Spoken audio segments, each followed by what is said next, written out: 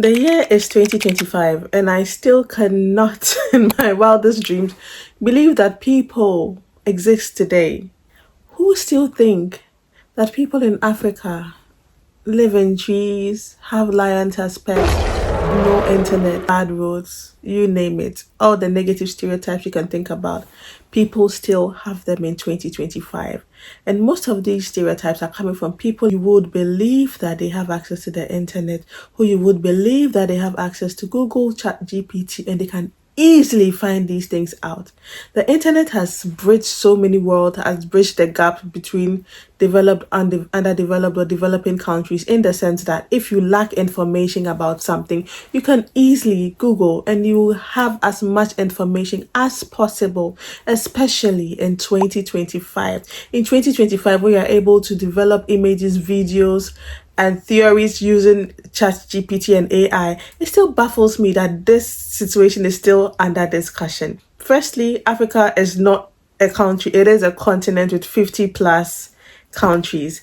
Let me just educate some people. Some of the countries in Africa are Ghana, Nigeria, South Africa, Gambia, Senegal, Botswana, Ethiopia, Eritrea, Algeria, Tunisia, Mauritania, Morocco, Guinea, Madagascar, Uganda, Rwanda, you name it. The list goes on and on and on. So yeah, Africa is not a country, it is a continent. I can't believe I have to still be saying this in 2025. What has even led me to this discussion is just coming from Ishowspeed's recent Africa tour. So Ishowspeed is currently in Africa, and when I say Africa, I use it because it's going to be touring the different countries of Africa. So it's not going to Africa as a country and coming back, but he's going to so many different countries in Africa. He's been to South Africa, Botswana. I think he should be in Kenya or Zimbabwe soon, or as at the time you're watching the recording. I know he's also going to be in Ghana. He's also going to be in Nigeria. So hopefully he has a lot of fun. Now, what is surprising me is that the premises of this video is mainly coming from the reactions I'm seeing on the internet from Ishowspeed tour. It's like, oh, we didn't know Africa existed until Ishowspeed went there. Like, wait a minute, let me get some facts for you guys. So, for those who do not know how to use ChatGPT and they are living in developed countries with Wi-Fi and internet access, I went to ChatGPT. I'm not really into the streaming world. I don't really follow Ishowspeed like that. But recently, I watched a bit of his China tour and it was very, very interesting. Everything that went down in China, the uncle who was following him with food every single plate. And I like that he wanted to interact with the actual people and not celebrities and all of that. I like that he went to the grassroots.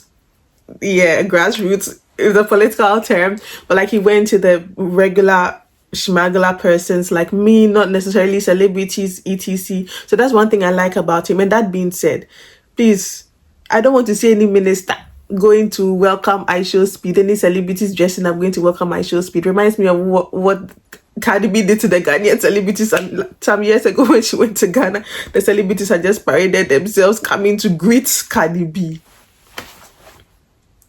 I think she didn't even show up. Good. So yeah, I don't want to see any ministers, any celebrities going to be welcoming Ishowspeed. Reminds me of what Meek Mill went to do in Jubilee House. He went to shoot a music video. I don't understand. I really sometimes do not understand all this fangirling ministers. And anyway, that's discussion for another day. But the fact that it took Ishowspeed, somebody born in 2005, to educate people who may have been born in the 80s, 90s, early 2000s about Africa and what goes on in the different countries of Africa, it really baffles me. So I went to ChatGPT because I have internet. I know how to use internet, unlike some people who do not, and are shocked that Africans are living good. This is a bit of a biography or an autobiography of Ishowspeed. Darren Jason Watkins Jr. is his name, born January 21st, 2005. That means his birthday is around the corner for him to turn 21. He's barely an adult. I mean, he's of legal age and everything, but you're not really an adult until you're like 21, because in some states, you're not even allowed to drink until you're 21. So he was born in Cincinnati, Ohio, USA. He's an American. He's a YouTuber, live streamer, rapper. I was interested to find out that he was a rapper and an internet personality. His online name is Ishowspeed, shortened as Speed in most cases.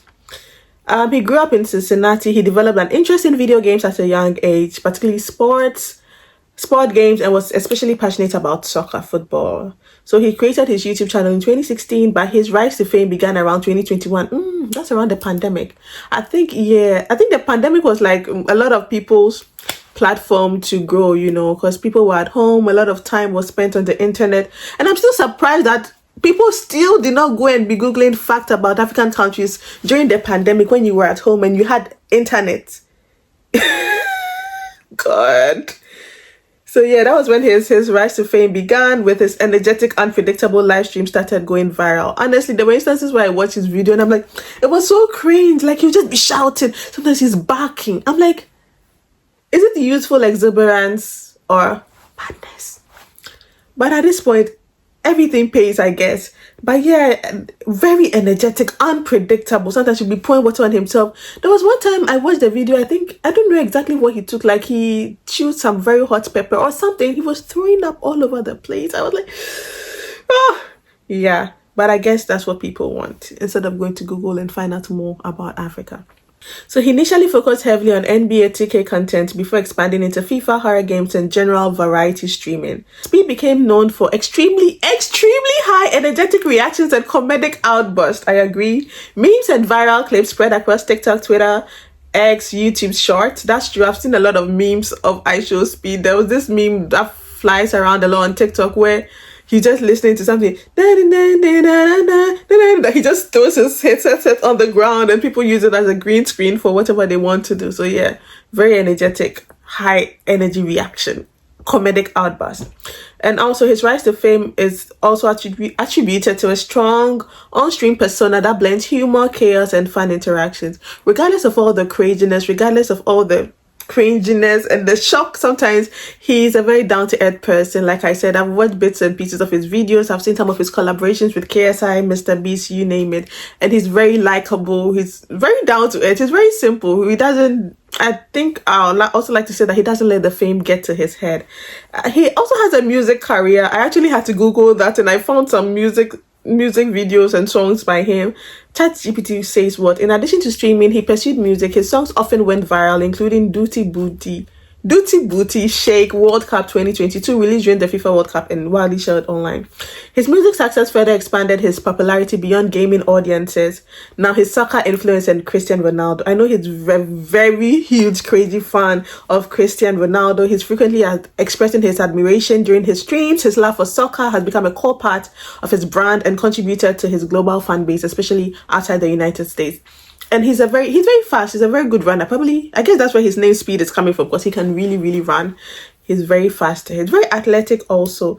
Controversies, like many internet personalities who grew quickly, he faced a couple of controversies related to inappropriate comments and his behavior during the streams. Yeah, I did a bit of what I have personally seen. Over time, he has publicly acknowledged mistakes and worked to improve his conduct as his audience and responsibilities grew. That's also one of the things that makes him lovable. There's some people that they are not likable, and no matter what they do, it's like no matter what they do, it just pisses you off. You don't even want to watch it. But there's some people they'll do those cringe-worthy things, but then they're also lovable at a point. So it's like a negative and a positive. It just neutralizes everything, So that's kind of what Ishowspeed's personality is. About his personal life, they said he keeps much of it private. He's known for his close relationship with his fan base and for sharing moments of his daily life through streams rather than traditional social media. His legacy so far: despite his young age, Ishowspeed has become a defining figure of modern live streaming culture, known for turning raw, unscripted moments into viral internet history. That's true. His live streams are unscripted. Like, he just goes with the flow. Like, he goes to some of the most random places. There was one, the China tour, I think he went to see a Kung Fu master. I think initially he went to the wrong Kung Fu place before eventually finding the Kung Fu master or monk, and he underwent a few trainings. And also in the China tour, I also noticed that there were some people who were trying to prevent the local people from coming near him. But he was like, no, let them come. Especially with the situation with Uncle, who was chasing him with chicken everywhere. You'd see this uncle next, like at a point, I noticed that without Speed's knowledge, they prevented the guy from joining him in his van, and then some other celebrities were in there where he barely knew and wasn't ready to interact with. But uncle would find a way to meet Ishowspeed wherever he is. Sometimes you see him on motorbikes, like next to him and waving. And wherever Ishowspeed went in China, you would find uncle there. You know, he was very down to earth. He's very personable. He's very likable. And at such a young age to have this much numbers, not just in people, but also in money. You know, in today's currency, it's people. You know, people bring the shmoolah, and he has the personality to let people like him. You know, even though he has these cringe-worthy moments, he balances it out beautifully. So now let's go watch some reactions I gathered from TikTok about people expressing shock. And there was one, I don't know, maybe it was borderline sarcasm. He was like, oh, Africans have Wi-Fi, Africans do not live on Cheetos, blah blah blah. And also some videos of people who wanted to relocate to Africa. And man, this whole time, bro, they made us think Africa was such a poor country, bro, such a place you wouldn't want to be at, bro. And Speed is single-handedly changing my perspective on life. Like the music in Africa, the culture, everything, every single aspect of Africa just makes my insides feel so good, bro. It makes me just want to leave America. Bro, I feel like America is the trap. America is the trap. The American dream is the trap. Everybody else is free, but not free from America. America's the problem, bro. And I'm ready to get out of here. Like, Speed, thank you, bro. Thank you. I just seen Speed stream in Africa. I thought the stream was gonna be, giving back, feeding the homeless, feeding the needy. Them people living better than some of us. It was hella love. Like, you can feel the love through the screen, gang. Like, then another thing, did y'all see the ass? Like, even Speed himself had to ask a couple of them shawties, like, is that real? Like, in America, we used to BBLs. The Speed for going over to Africa and showing us the side of Africa that we never see. Them people over there living good, bro, and they got shit in order, bro. Salute to all the Africans, specifically the African women. You feel me? Hey, and salute to Ishowspeed, man. W stream, brother. Great content, bro. This nigga's in Africa. These niggas got drip. And look at the city lights, bro. This shit is cleaner than New York. Like, look at this. My son is in, like, I think it's in Angola or some shit. Like, downtown Houston. Like, I know they got self-driving cars in this, man. Like, come on. Look how futuristic this shit look. Look at y'all, man. Thinking Africans don't got water and shit. Thinking they poor and shit. Like, come on, man. But this stream opened my eyes to a lot of shit, man. Like, look at this, bro. I don't see a shitty car on the street, bro. Look at that, bro. This shit look like a futuristic LES. Futuristic downtown Brooklyn. Like, look at the streets. What the palm trees and shit. Well, I just figured out he in South Africa, but still, nigga, beautiful. I can't do it. I can't do it. I can't do it. I can't do it, Lord.